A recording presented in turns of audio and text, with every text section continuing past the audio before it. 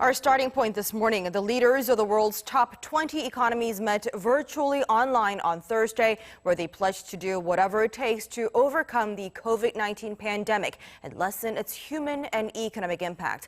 There, President Moon Jae-in introduced South Korea's swift testing and transparent quarantine system.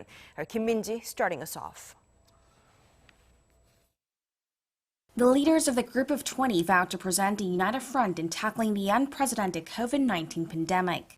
In a joint declaration following their first-ever virtual meeting on Thursday, the leaders said combating the virus calls for a transparent, robust, coordinated, and science-based global response in the spirit of solidarity. They pledged to spare no efforts to protect people, especially the most vulnerable, as well as to take aggressive fiscal measures to minimize the negative impact on the global economy, especially disruptions to trade and global supply chains. The leaders also agreed to coordinate health and financial measures and lend a helping hand to all countries in need. The video conference was arranged by Saudi Arabia, the current chair of the G20, following a request by the international community as COVID-19 entangles the world.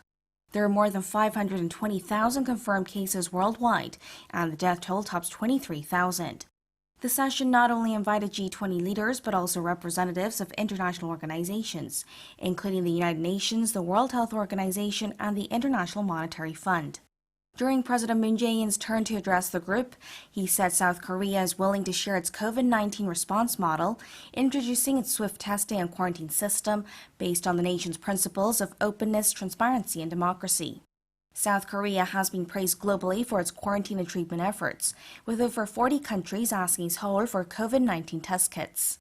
President Moon highlighted the need for the G20 to share clinical data and their quarantine experiences, as well as cooperate on vaccine development. He also pointed out the need to use all possible means to adopt expansionary macroeconomic policies in light of the economic fallout, as well as to allow some cross-border exchanges.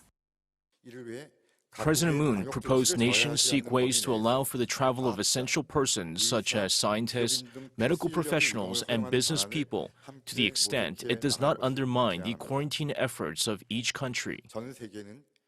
The G20 leaders said all necessary measures and financing will be taken to contain COVID-19, while all available policy tools will be directed at minimizing social and economic damages and ensuring the cross-border flow of essential items, noting the injection of $5 trillion into the global economy.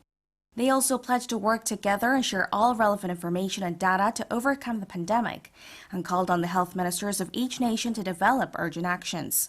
The G20 leaders also vowed to gather again should the situation require another meeting. Kim Min-ji, Arirang News.